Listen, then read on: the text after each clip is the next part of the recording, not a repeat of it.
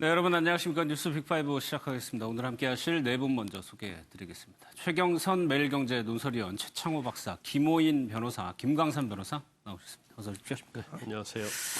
오늘 첫 번째 키워드부터 살펴보겠습니다.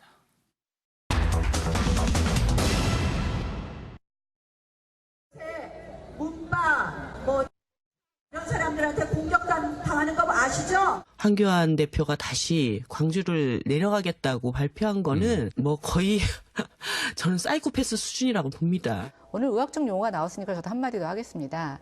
자신의 상처에 대해서 고통을 못 느끼는 병도 있습니다. 한센병이죠. 예. 한센병은 다른 게 문제가 아니라 상처가 나는데 그 고통을 느끼지 못해서 그걸 방치해가지고 그것이 더 커지는 건데요. 만약에 대통령께서 본인과 생각이 다른 국민을 같은 국민이라고 생각하시는데 그 국민의 고통을 못 느낀다고 하면 저는 그런 의학적 용어도 쓸 수 있다고 생각이 됩니다. 최근에 나경원 원내대표로 시작을 해가지고 이정미 대표, 김연아 의원까지 결국에는 대통령을 한센병에 비운하는 지금까지 왔습니다. 여하튼 가격 막말이라고 할 만한 이 발언들이 점점 수위를 높여가는 것이 정말 걱정스러운데, 여하튼 저런 일이 있을 때 또 진영 논리에 따라서 그렇죠. 자기 편이 하면 가만히 있다가 남의 편이 하면은 또 벌떼같이 일어나고 이런 모습도 정말 참 보기 싫습니다. 그래서 물론 저희들도 방송을 하다 보면은 의도치 않게 의도와는 다르게 말을 실수할 수 있는데 실수가 느껴졌을 때는 반드시 바로 사과를 해야죠. 진심으로 사과를 해야 되는 것이고, 이것이 지나치게 정치 공세로 가서는 안 되는데, 지금 같은 경우에는 여하튼 사과도 한 발 늦을 뿐만 아니라 또 그 틈새에 진영 논리에 따라서 너무 편가르기식으로 공격과 방어를 주고받는 이런 모습들이 정말 보기 안 좋네요. 예, 이 막말의 뒷면에는 말씀하신 대로 그런 지지자들을 뭐 달래는 뭐 그런 의미가 있는 건데, 이런 거예요. 그쪽에서 그렇게 비유를 했으니 김연아 의원도 나도 이렇게 한번 비유해서 얘기를 해보겠다, 이런 식의 대응이거든요. 그렇죠. 이정미 정의당 대표가 황교안 대표를 광주를 다시 방문하는 것은 사이코패스와 다름 아니다. 사이코패스다 이렇게 하니까, 그러면 대통령에 대해서도 사이코패스라는 용어를 의학적이기도 하고 학술 용어인데 쓸 수 있지 않겠느냐 하면서 한센병을 예를 들어서 이제 또 고통을 느끼지 못해서 병이 더 커진다. 이런 이제 커뮤니케이션 기법을 아날로그 커뮤니케이션이라고 해요. 뭐냐면 비유와 사례를 들거나 아니면 뭔가 쉽게 와닿을 수 있는 어떤 용어를 사용해서 그렇게 하는데, 그로 인해서 그 아픈 가족들이라든가 그 직접 당사자인 환우라든가 그들에게 주는 상처는 또 얼마나 더 커지겠느냐. 그리고 아무리 과학적인 용어고 학술 용어고 언론이 쓰는 용어라 해도 그걸 너무 또 자기 같은 당은 아니지만 표창원 의원 같은 경우는 그럴 수도 있다라고 또 막 이렇게 두둔을 하다 보니까 인그룹과 아웃그룹, 내 편과 네 편을 나누게 되는 이러한 싸움이 되고요. 그래서 저는 정치인들이 당선이 되면 우리가 예전에 사시 합격하면 1, 2년간 사법연수원 연수하듯이 국회의원 당선되면 6개월 동안 집체교육을 시키든 해서 품격 교육을 시키고 그러고 난 다음에 그 세비를 주는 품격 교육. 품격을 좀 지켜야죠. 다 지금 문제가 있는 것 같아요. 다. 알겠습니다. 논란이 됐는데 나경원 원내대표 그리고 김연아 의원도 입장을 밝혔다고 합니다. 어떻게 얘기를 했는지 한번 보도록 하겠습니다. 결국 한국당이나 우파 세력이 활용하면 끊임없는 막말 극우 발언으로 몰며 이미지를 깎아내리고 있습니다. 앞으로 물론 조심하겠습니다. 그러나 극우 막말 프레임을 씌우는 것은 도를 넘어도 지나치게 넘었다는 말씀을 분명히 경고합니다. 한센병 환우들과 그 가족분들께 심려 끼쳐드린 점 진심으로 사과드립니다. 저에게 주어진 남은 의정 활동을 성실하게 또 진심을 다해서 해나감으로써 그 빛을 갚는 방법밖에 없다고 생각합니다. 너무 아파하지 마십시오. 죄송합니다. 좋은 경험했다고 생각을 하고요. 제가 어떤 맥락에서 그 얘기를 했는지에 대해서는 여러분들이 더 잘 아실 거라고 생각합니다. 발언 자체에 대한 뭐 적절성이나 이런 거는 그 당사자나 이런 거에 대한 거기에 대해서는 언급하지 않겠습니다.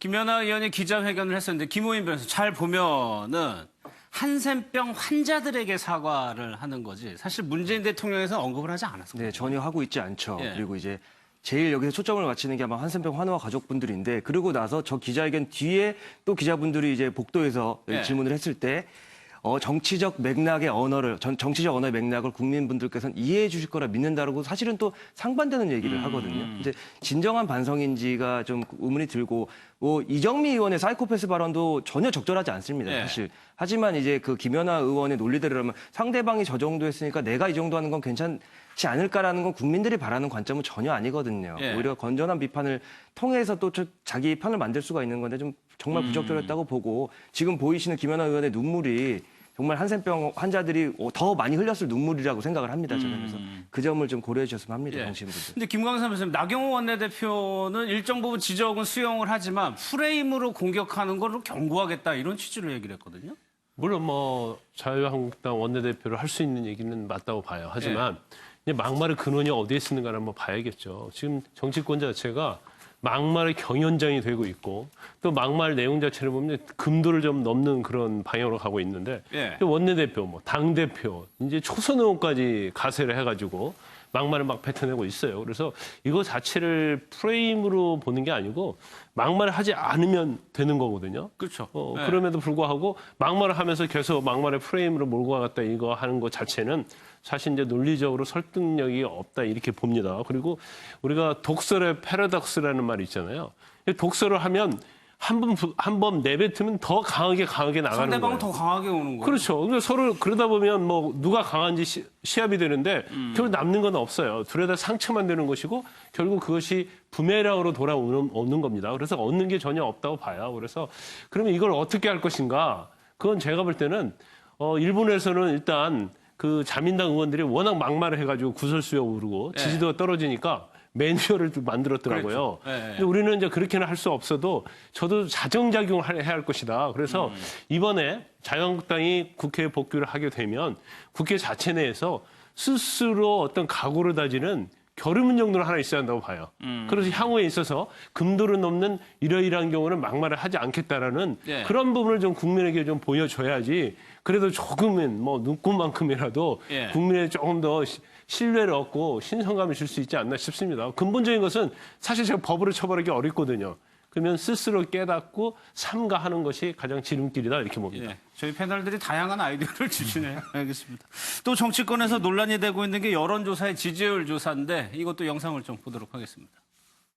분들이 이제 중앙선관위 홈페이지에 들어가서 자료를 보시면 이제 잘 알 수 있는데 대체적으로 15% 정도 차이가 납니다. 한 군데만 이상한 결과를 보도를 했고.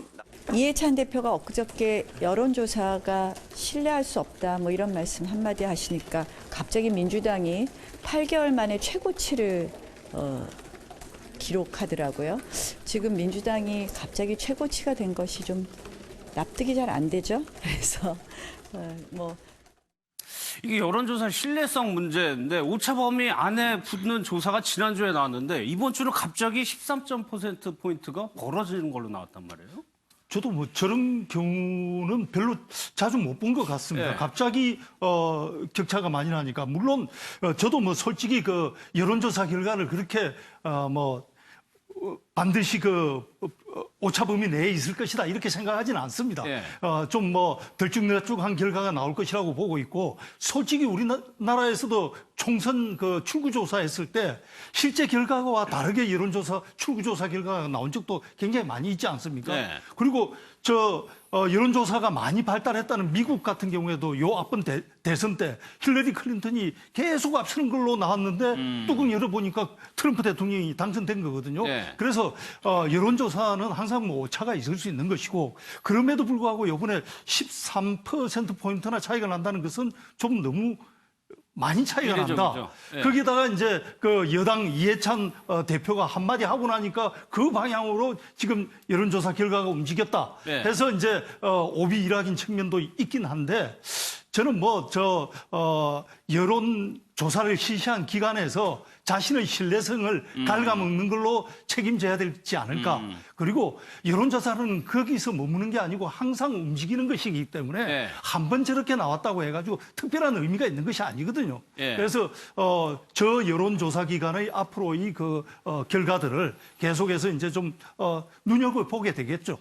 믿을 더 신경을 만한가. 써야 되겠죠. 이 업체에서도. 그러니까 13% 정도 차이가 출렁일 정도면은 정치권에 대형 이벤트가 있었어야 되는데 딱히 그런 이 정도까지 있나 좀 싶거든요. 그렇죠. 뭐 지금 나경원 의원의 잘못된 그 비유라든가 아니면 뭐 광주를 재방문하겠다는 그러한 것들이 과연 저 정도의 변화를 일으킬 것인가? 그 말은 어디에 있냐면 이해찬 대표의 말에 있어요. 뭐냐면 다른 데서는 다 비슷하게 나왔는데 유독 한 군데서만 저 민주당에게 불리하게 나왔다. 근데 그 말이 있은 며칠 후에 조사에서는 다 비슷하게 이제 나왔다. 이런 얘기 안 해요? 그러다 보니까 격차가 심해졌는데 이게 통계라고 하는 것은 통계는 마술이라고 하는 우리 이제 공부할 때 배우는 용어가 있어요. 매직이라는 거죠. 어떻게 질문하느냐에 따라서 또 누가 질문하느냐에 따라 몇 시에 질문하느냐에 따라서 그리고 당신은 누가 대통령이 됐으면 좋겠습니까? 누굴 지지합니까? 누굴 좋아합니까? 이게 다 다르거든요. 그래서 묘한 건데 리얼미터의 지금 자료거든요. 그럼 리얼미터는 그동안에 뭐 공공연하게 친여적인 측면에서 여론조사 결과가 많이 나왔었어요. 근데 불리한 게 나오면서 대표가 그 한마디에 의해서 뭔가 질문 방식도 바뀌지 않았고 크게 변화가 없는데 뭐 저기 변수 때문에 저렇게 됐다 하는 설명은 약간 통계학적으로 설득이 좀 덜 되고 사회심리적으로도 저런 현상이 벌어질 만큼 우리 사회가 격변하진 않았는데 제가 그래서 결국은 여론은 참고할 뿐이다.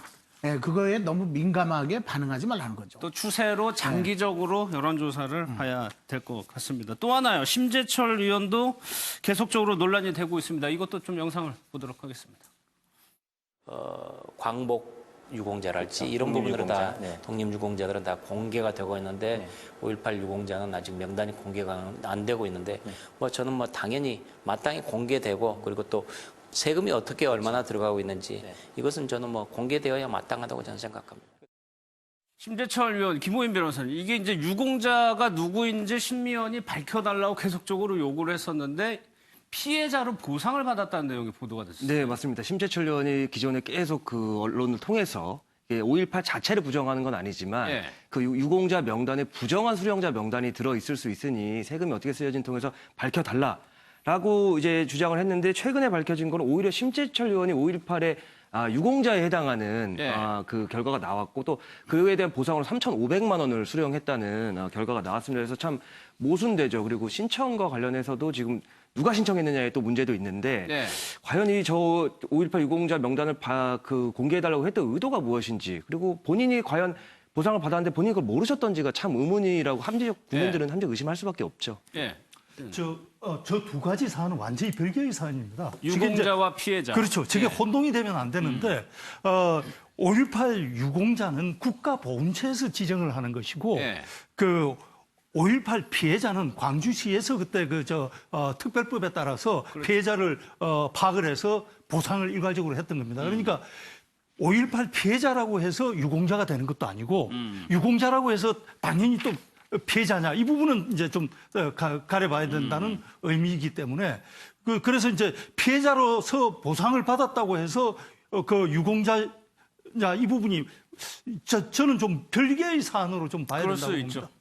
그러니까 그 부분인 것 같아요. 심재철 의원이 당연히 당했죠. 김대중 대란 조작 사건이니까 그 피해자였으니까 당연히 줄 수 있는데 그 부분에 대해서 공개를 하지 않았다? 이 부분을 좀 지적하는 목소리도 있는 것 같아요. 그러니까 부정한 방법으로 유공자가 된 사람들을 이제 색출하자 이제 그런 취지인 것 같아요.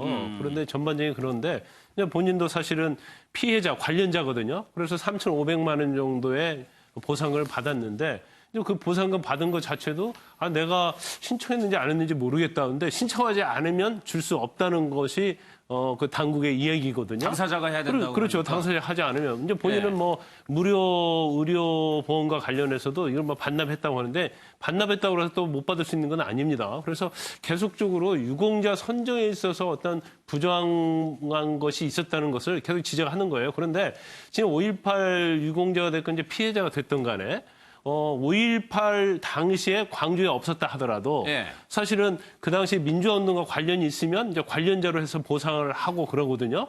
그러면 지금 심재철 의원도 사실은 김대중 대통령 내란음모 사건과 관련이 있어서 옥고를 치렀잖아요. 그래서 거기에 이제 구금이수랄지 다 계산을 해서 그러니까 피해를 당한 거죠. 3,500만 원이 지급된 거기 때문에 지금 심재철 의원이 주장하는 초점은 명확하지는 않은데 광주에 있지도 않고 그런 사람들이 허위로 유공자가 됐다. 이제 그 부분을 주장하는 것 같아요. 그런데 그 범위는 굉장히 넓게 봐야 하는 것이거든요. 그리고 그냥 되는 게 아니고 거기에 맞는 자료를 다 내야만이 예. 심사를 해서 유공자가 됐건 피해자가 됐건 선정을 하는 절차가 있기 때문에 근데 너무 그 부분에 대해서 지적을 하다 보니까 이제 본인이 보상을 받고 그 과정에 있어 어떤 문제점들, 그다음에 심지어는 그 당시에 경찰에 잡혀가서 어떤 행동을 했던 건지 거기에 대해서 굉장히 논란이 지금 여지가 계속 불씨가 돼가지고 논란이 있는데 뭐 그렇게 바람직하게는 보이지 않습니다.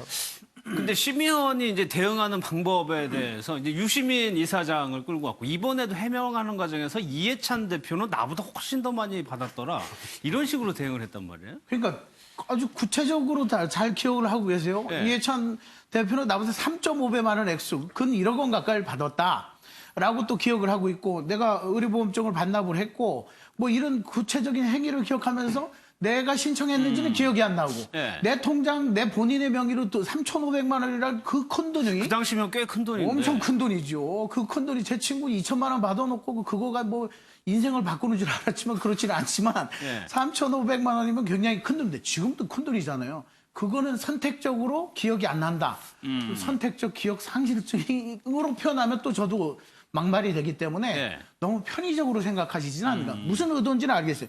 5.18 유공자 명단은 피해자 명단은 명단에 그 이름이 다 새겨져 있는데 유공자 명단이 아직 명확하게 밝혀지지 않았으니 또 세금이 어떻게 들어가고 있는지를 밝히자고 하는 좋은 의도인 건 알겠는데 네. 본인과 관련돼서는 그냥 선택적으로 아니면 편의적으로 기억을 저렇게 하시니까 조금 뭔가 신빙성이 떨어지지 않나 하는 안타까움이 있어요.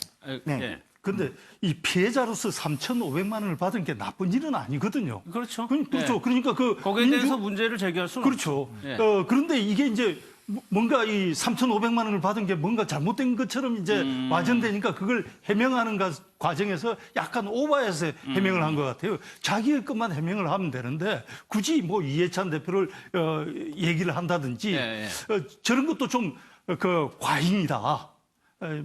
지금 앞서 말했던 막말 문제도 과잉 탓에 벌어진 일인데 저것도 해명해서 자기의 일만 해명을 하면 이건 당시에 피해자로 인정이 됐고 피해자의 개념은 유공자의 개념하고는 완전히 다른 개념이니까 네. 피해자로서 그냥 그때 받은 것일 뿐이다 하고 해명하면 될 것을 조금 과잉의 문제다. 애초에 딱 해서 내 3,500만 원 나도 이렇게 받았는데 난 반납을 하고 우리 이거에 대해서 명확하게 밝히자 했었으면 더 멋있었지 않을까 안타깝습니다.